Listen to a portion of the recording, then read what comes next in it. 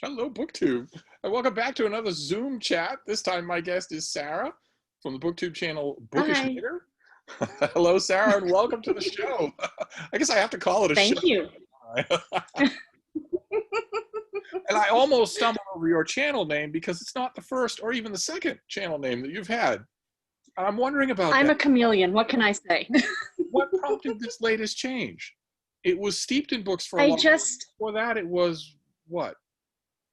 Mostly romance? Novel expectations, I think, or something, Oh, or not just romance novels. I can't remember. I've had a couple of them. Well, what prompted this latest change? Why the emphasis? I just felt it was more me on knitting, because knitting is also a huge part of my spare time activities. Knitting is always the top tier, and then or books are always the top tier, and then comes knitting. So I identify like as doing both things.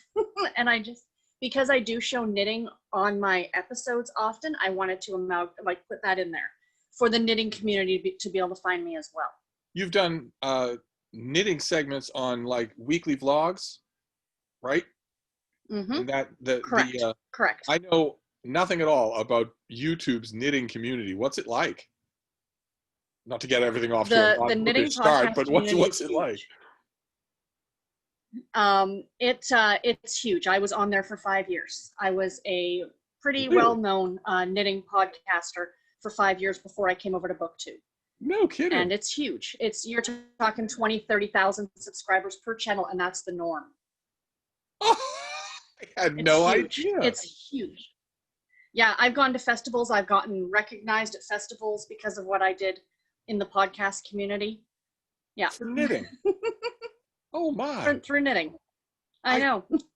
I think, am I wrong in remembering that I put in a request for a project myself from you?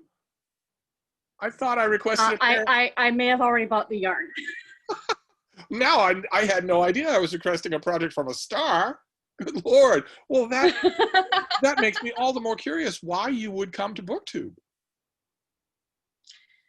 Because of how important books are? The reason is, and I think it's the same. Well, I love the books, but the reason is, and it's like a lot of the complaints that people within BookTube have, is the knitting community became very materialistic. Look at the new stuff I bought. Look at the stuff that was sent to me. Like a lot of yarn, people are getting yarn in or knitting bags, and it just became very fake to me. It wasn't so much about showing, hey, this is what I'm making for my grandmother or for my kids. It was, look at the new stuff that I got. And you see that a lot with BookTube as well. People complain about some of these huge book hauls. So it's kind of the same thing. And I just became, in order to keep up with the Joneses, you had to constantly be buying new stuff. And financially, I just can't afford to do that. I've seen that from other areas. Art channels, for instance, are all about the products. They're all about, here's the latest thing I was sent.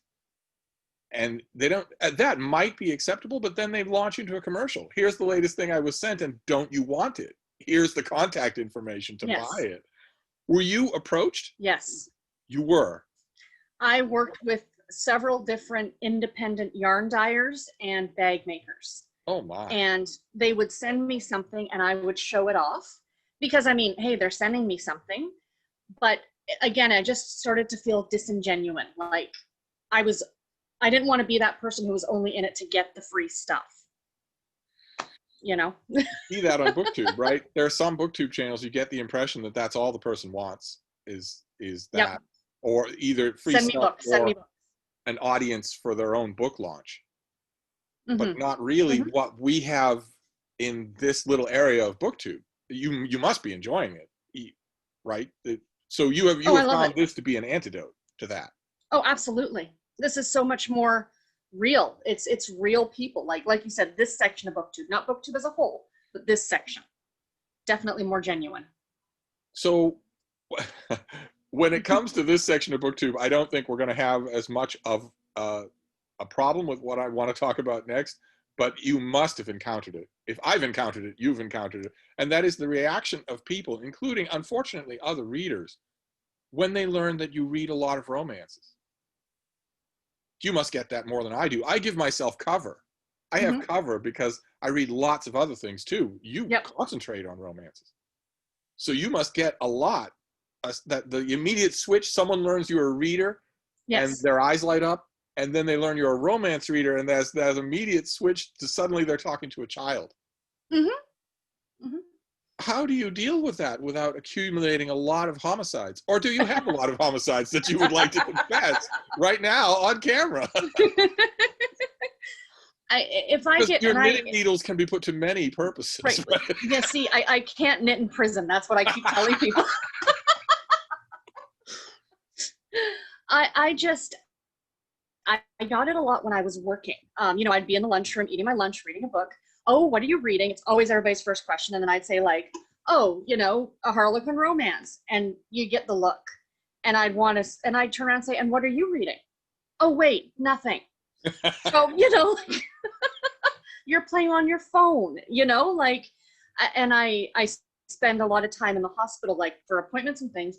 And it's funny, my cardiologist made this comment to me. She said, she comes out to the waiting room to get me, and I'm sitting there reading a book at 40, and she sees these older ladies who are in their 80s who are on their phones. Like, she says it just blows her away.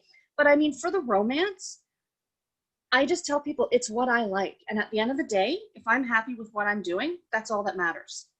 And if you don't like it, not my problem. No, right. It's very simple. But what you said, I have noticed this so many times, and it always amazes me, that the people who are the quickest to make condescending remarks don't read at all. Mm-hmm. It's not like they're making much better use of their time. No. They don't read at all. But what about, okay, well, that answers the main part of my question, because that is the only perfect response, right? I read what I want, and if you don't like that, it's not my problem. But that's right. There's something else. There's another part of that condescension that definitely doesn't apply to you. If someone only has to watch your channel for one episode to see that, and yet you get it all the time, which is that not only are you lazy to read romances, but that you are an uncritical reader, that you just love them all. That it doesn't matter how good or bad they are, that in fact you can't see any longer whether they're good or bad.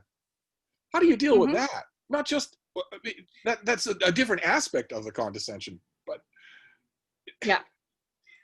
At the end of the day, I do read for entertainment. I am not a critical reviewer, and I will be the first to admit that. But when I'm reading a book, regardless of the book, if something's in there that doesn't sit right with me, I'm going to tell people. Just this week, my friends Chloe and Brie and I read the new Sarah Richardson book. And in it, there's something that happens to do with infertility. And it was something that upset one of my friends greatly. And when it was explained to me as someone who's never had to deal with that, I realized that this is detrimental to other women. And when I do my review this week, I'm going to state that go into this knowing that this book was fun. It was great. It was a great Christmas romance, but not everything's perfect. Not all authors are perfect. Not all books are perfect. And I think we need to call out authors when they do something, because these books are primarily written for and by women. And if it's something that's going to upset or cause, I hate to use the term trigger warnings, but a trigger warning to a woman for something like infertility, that needs to be known up front, or rape, or whatever it happens to be. Because the thing is, people think that romances are, you know, the Fabio cover with the guy on the white horse, but they're not. These deal with major, major issues. And I think a lot of people discount them because they don't think that they do. Yeah, even the historicals. Oh, absolutely. Often deal in very major issues. Absolutely. And Absolutely. a romance author like Beverly Jenkins, you're right in the heart of history and very uncomfortable questions. She's been tackling those her whole career. Oh, but absolutely. I've noticed that you will often take a book to task because something in it just doesn't make sense. Where it isn't even a question of a trigger warning, it's just a question of, I've been reading this, I was enjoying it, but where did character X get the money to do this? Yes. Where did that even happen? Or something like that. And again, I think that is not a perception that people have of romance readers. I think they're thinking romance readers just take anything and won't notice any problems like that. Yeah. That has to be frustrating. We're sitting around eating bonbons, reading our romance novels all day. We're not thinking about them. I think that reaction would be cured pretty quick if people met a romance author. These ladies know what they're doing. They work really hard. Oh And they my God, research a yes. lot. Yes. Everyone that I've ever talked to has also been quick to say, if you encounter a problem like that in a book of mine, I want to know about it so that I can fix it. There's no ego trips involved. No. Um, Goodness no. but you, this is a little bit touchy. So it's not just for you, but for all of BookTube. You don't just read romances. You also, and there's no use denying it because the evidence is right behind you, you also accumulate them. Just a few books every now and Large then. amounts of them. I'm assuming you don't have trouble justifying your. That's one of the aspects of romance reading that is true for instance, mystery readers, but that might not be true of readers of pretentious Brooklyn literary fiction. Is that there's a lot to collect, hundreds of thousands of backlist titles. You are all in with that, I assume. You have your wall of penguins. I have the wall of harlequins. And it's not all romance that I collect. I mean, yes, I do pick up other titles if I like the covers or what have you, but my primary focus is the harlequin imprints. I don't know what it is, but they make me happy, and I just like collecting them. And I want like a whole wall just filled with bookshelves of them, right up to the old ones that I have from the 1960s, right? Like, they're just a delight to collect. I'm curious to know, and feel free, we can just move on to another question if this is something that you can't talk about, but I'm curious to know to what extent you're on Harlequin's radar. I am on their radar because I work with Read Bliss, which is put out by Harlequin. So I do videos for them every few months. Could they send me, here's an email. To people? Could you explain that to people, what that is? Read Bliss.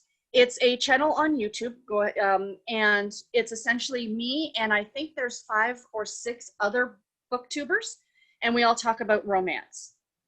And every week there's a new video. Every Tuesday a new video goes up, but from one of us, talking about different romance subjects or reading subjects. The last few that I have done have had to do with book organization and things like that. So, but there's reviews, and it's wonderful. It's a wonderful little community that Harlequin has put out there. And it's the beauty part is that it's not just Harlequin novels that we're reading and reviewing on the channel. They are looking at romance across the board, like for other publishers and everything. So they've really opened it up, but it is put on by Harlequin. What do you mean by that? Put on by them?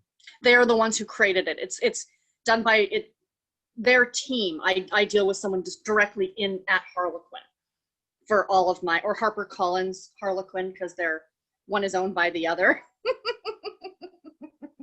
and there are missteps as well, right? Even for a publisher that you love as much as Harlequin, there are missteps. There are things they don't do as well as they could. And haven't you mentioned on your channel that there are some imprints or avenues that they once pursued and don't anymore? Yeah, it's stuff comes and goes with the imprints. I have some of them back here. They had like about 5 or 6 times they've done a romantic comedy type line, like the duet novels, which are like a romantic comedy. There was the Love and Laughter line, but they've gotten rid of them, and I know a lot of people really like them. Most recently, the one that upsets me is the Blaze line, because it was my favorite. It's a little extra spicy, but they were just such fun books, and then they got rid of it and brought in the Dare line, which is erotica. At the end of the day, it's erotica, which is not my cup of tea. That's each to their own, but you know, and it's now floundered. And from my understanding, listening to some of the writers for that line, it's ending next summer. So clearly they got rid of something that was doing very, very well to try their hand at something else, and it just didn't work. So, I mean, it happens, right? But that's just my opinion as a reader. Would you be tempted from the outside. To just outright work for Harlequin? Oh my God, I would love to. Their offices are downtown Toronto. I'm not kidding. I have looked every month to see whether or not a customer service position comes up at Harlequin, just to get my foot in the door. Boy, you could do a lot more than that, though. I think so, but let's start small. Let's start small and work our way up. Sorry, I'm a little distracted here because my little schnauzer, she has decided to act up. I think it might be because she recognizes your voice. Oh, Uh, but that if you hear, you know, a snorting noise, like a very nasal snorting noise, that is, what are you doing? What are you doing? hello, Miss Frida. There you go. Good. There you go. So when we get back to BookTube, how have you found the reception on BookTube? You have a sizable channel. It must come by the algorithm. It must come onto the radar of people who have no idea what it is. So you must be getting reactions from all sorts of strangers. I do. Yeah, I do. I get a lot of comments from people that I've never seen comment before. Oh, hey, I just found your channel. I really like it. You know, I get a lot of drive for my channel from Read Bliss. When a video goes up there, they of course link my channel, and then they come over to see the other things that I do. But I work YouTube to my advantage in a way, and I think you have to play that game sometimes. That I will list in the comment, like in the description box, like all the authors I mention. And then if an author searches themselves, they will find my video. I've gotten comments from authors. Thank you so much for mentioning my book. You know, and it's just like, it's a thrill, you know? So that's a lot of fun. And does that traffic lead, to get back to an unpleasant subject, does that traffic lead sometimes to people just dropping in to drop a bomb? Say, why don't you read real books for a change or something like that? Oh yeah, but I find, you know what, to be honest, I don't get a lot of those comments. I find the group, now in retrospect, I'm a little over 2,000 subscribers, and I'm super happy with that. I love my little community, as I call it. And I now know the people who comment on my videos. I recognize the names that pop up, and it's our own little community. And would I like to be bigger? Absolutely. But then I think I would lose that community aspect. Yeah. And that's what I love. But I find that, I think there was a comment made not that long ago, and before I even had a chance to reply to it, I had some of my viewers replying to it, pretty much telling them to zip it. Yes. Yes. Well, your comments field develops a culture of its own. It does. Right? And if that culture is friendly and supportive, and a stranger comes in and starts throwing bombs, no one's going to like that. That's not just the channel host. No one's going to want that. No. It's a safe space. Yeah. Yeah. And as part of the slightly larger area of this little corner of BookTube, I think the mind frame in this little corner of BookTube is that there's no bad way to read. That we're all here to experience each other's passions, rather than dictate passions, what those should and shouldn't be. But when it comes to reading passions, could you tell people a little bit about your other reading passions aside from the wall of Harlequins behind you? What are some of the other things that you like to read? I love cozy mysteries. Absolutely love cozy mysteries. They were some of the first more adult books that I started reading after, you know, the Babysitter's Club and all those things. I started with the Cat Who series by Lillian Jackson Braun, still one of my favorites. And I love historical fiction. I am a history buff, and I got awards in school for history, but I just love historical fiction, so much of it. I read it as often as I can. And what about? And I'm trying my hand at the classics. Yeah. What about your start as a reader, and more specifically, your start as a romance reader? My start as a No. I've been reading since I don't remember not reading. Oh my! My father got me stacks of the Babysitter's Club books when I was really little. He used to read to me before I could read to myself, like 100 or the Jules Verne book, Under the Sea. I can't remember what it's called. A Little Princess. He read me Heidi, and then eventually I graduated into and V.C. Andrews, which was very common in the 90s for us. But my start as a romance reader was actually a Harlequin novel that I picked up. I was at a bookstore, and I was going up to the cottage for the weekend, and I needed something to read. And I saw this book with this cute cover, and it was like 2 stories in one. And I thought, oh, why not? I'll give it a try. And I think I finished it that first day, and I had to go back to the store to get more. And I was hooked after that. Absolutely hooked. And in your area, you have good secondhand bookstores? We used to. We used to. Unfortunately, a lot of them are diminishing. Downtown has a lot of them, but they don't really cater to romance. They don't even really have much of a romance section at all. You know, they're more like, and I know that you and I talked about this when I was in Boston, more like the Brattle. Those are the kind of stores that you're going to find up downtown, right? So not really for me, but not far from me, we have one really great one that's been around since I was a kid, and they have the Harlequins for like 25 cents. Or, you know, the mass market old historical romances and stuff like that. So plus we have like the thrift like Value Village, or you guys would call it Savers down in the States. So we have a few of those around too. I've talked to secondhand book dealers over the years who said that the reason they don't have any old mass market romances is because if they took any, they would be buried in them.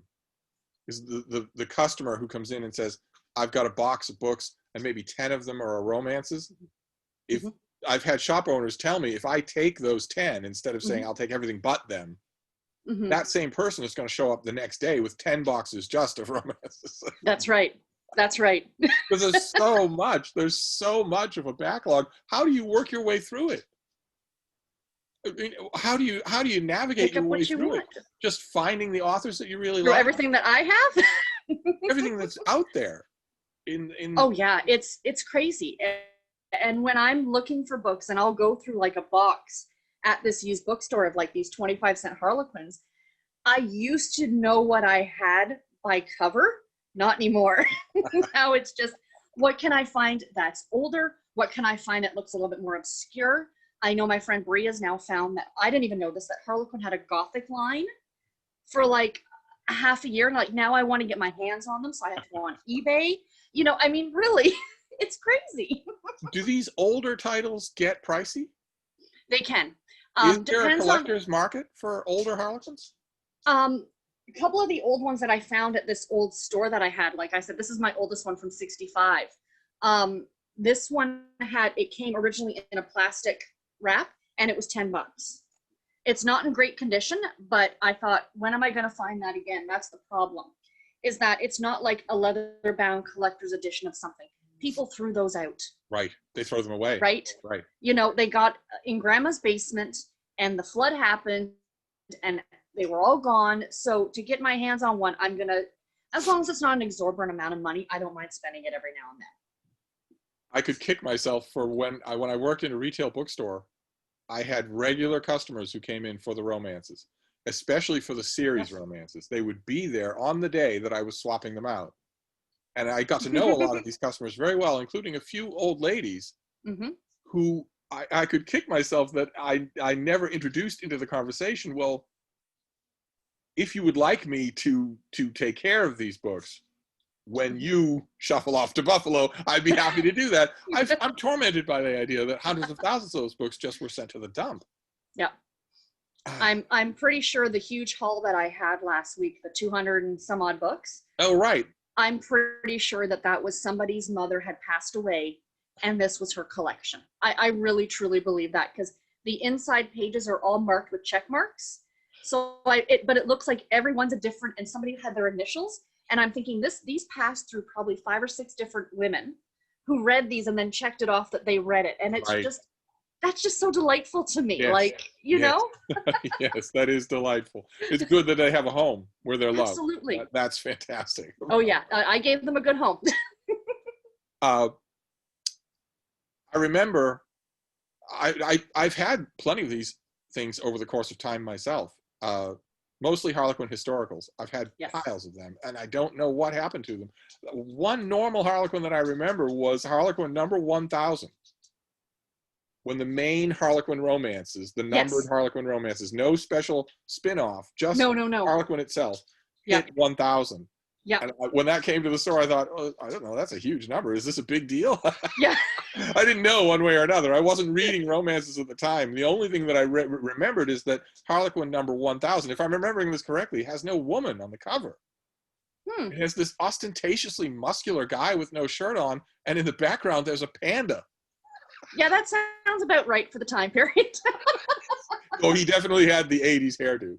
Oh yes, I'm sure. When you mentioned V.C. Andrews, I had a 90s flashbacks to the hairdos of all the people. Remember those step back covers? Yes. You'd open the cover and all these people, where you'd see them all gathered together in a portrait. Yes. There was nothing lurid on those covers. There were no monsters. You No, just no, opened no. the step back to the characters in the book. Yes. But the sweaters and the padded shoulders and the hairdo were more terrifying than anything in the novels.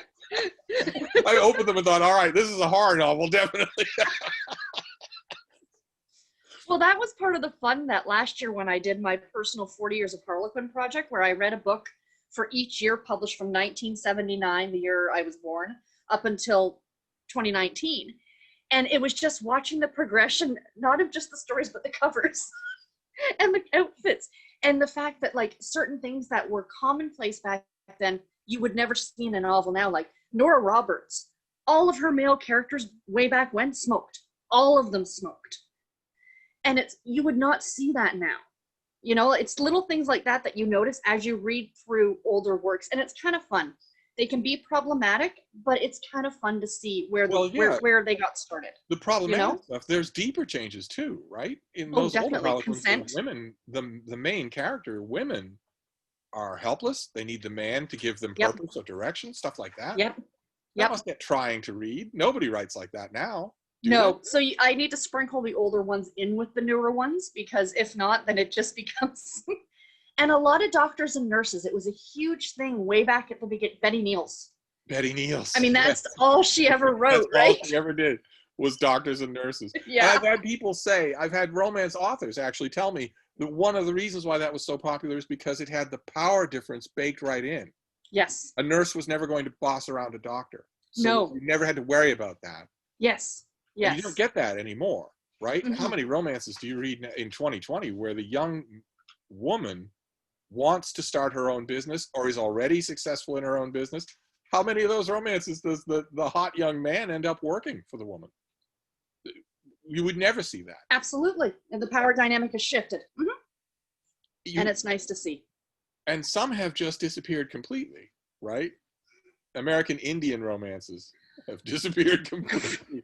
The idea of the innocent white woman who encounters the lusty Indian brave, that used to be an absolute staple of the industry. It's gone completely. Oh my gosh, yes. And for they were huge. We're not discounting, but no.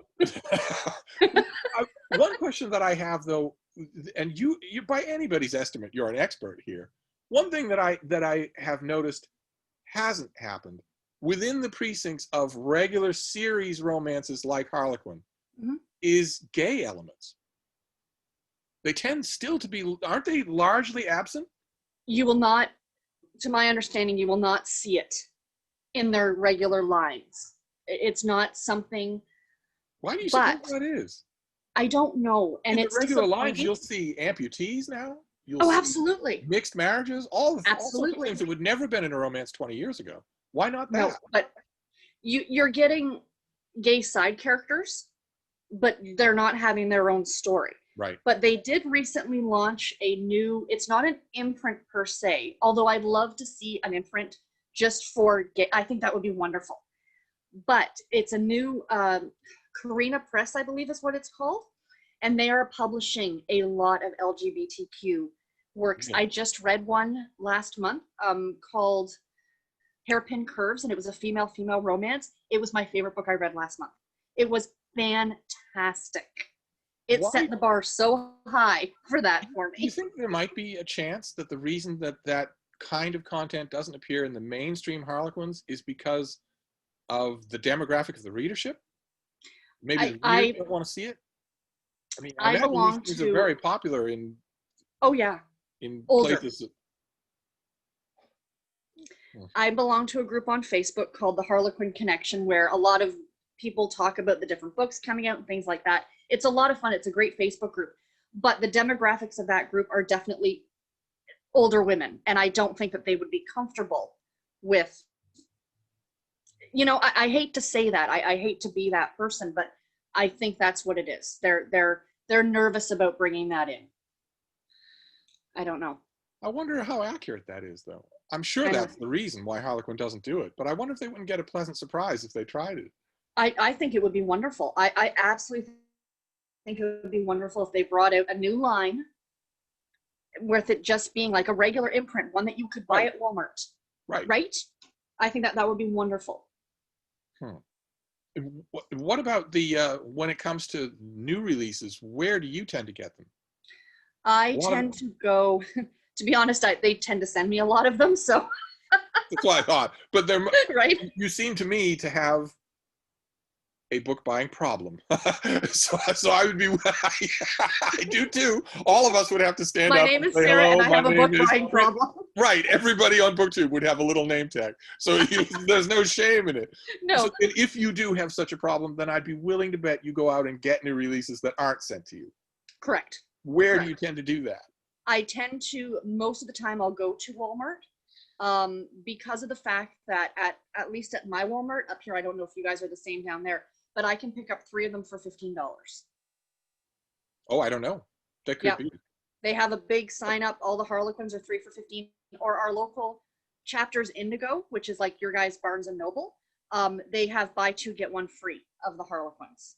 And I should remind people that, or maybe point out if I forgot to mention it, that when Sarah says you people down there, it's not because she's zooming from heaven. She's zooming from Canada. Although in the middle of an economic depression of the worst kind in a century and in the middle of an uncontrolled pandemic, to most Americans, Canada is kind of heaven. Yeah, it is. but I just thought I'd specify that she's, if she were actually zooming from heaven, she'd have even more shelf space than she already has. Because that's all that any of us are hoping for. That's right. We're not hoping to meet dead relatives or dead pets. All we want is a bigger library. That's all. That's right. This is my eternal reward. Can I have more shelf space, please? Well, I want to wrap things up with a very simple question. Something that I'm sure you've been asked before. Picture that you are talking, because I'm sure you are. I'm going to post this on my channel. I'm sure that it will be true that you will be talking to a lot of people who have never considered reading a romance.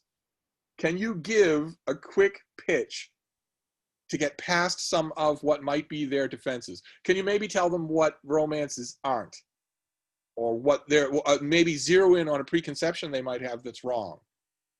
What would you say to convert the masses as the foremost ambassador for this genre? What would you do? I think, in talking from other people who are new to the romance genre, that a lot of people are very nervous about the adult content in romance. I know Rainey from Rainy Day Read. She was very hesitant because she didn't like the idea of the adult content, which is fine, each to their own. There are a ton of romances out there that do not have any of that are clean. And I'm not just talking about the inspirational ones. There are Melinda Curtis. I just read one of her books the other day. Her books are absolutely delightful. They're small town contemporary romance and they have no sex in them at all.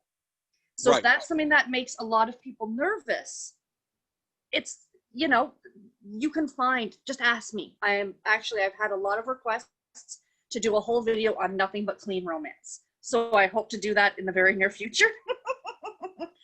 But the thing is, point you made is essential. You don't have to go to religious books to avoid that kind of content. That might have once been true, but it's not true. And there's romance for everybody, no matter if you like historical fiction, historical fiction, find a time period that you like and find a historical romance that fits that time period.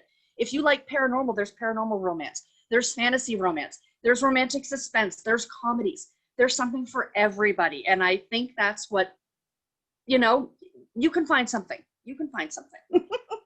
Well, the parting message there was supposed to be, in romance, there's something for everybody. But I have a feeling that what people are going to zero in on, your inbox will tell the tale, is just ask me. I think that's the part most people heard, is just ask me. So if I were you, I would prepare for some questions. The other, just to kind of quickly plug some of my friends, in all my videos now, I give a link to a whole list of other romance booktubers. Ooh. And I mean, I am one of, I read contemporary, this is what I like. But if you want to go to the dark side and read some of the darker, more taboo romances, there are booktubers out there for that. There's booktubers out there who read, you know, the light and fluffy like I do. And I mean, there's a whole wealth of people. You met a lot of the ladies in the summer fling that we did. Do you think they would mind if I copied the links? By all means, below this I'll video? send it to you. Oh, I'll send it to you. Thank you. That is a great, I would not have thought of that, but yes, there is a community out there that reflects the fact that there's something for everybody. So, well, that ought to do it if anything, Will. Sorry for all the antics in the background. Frida, she did a diva turn and then she left and then she came back. I have to say though, if we're gonna have an animal make an appearance on camera, I prefer her to Goran.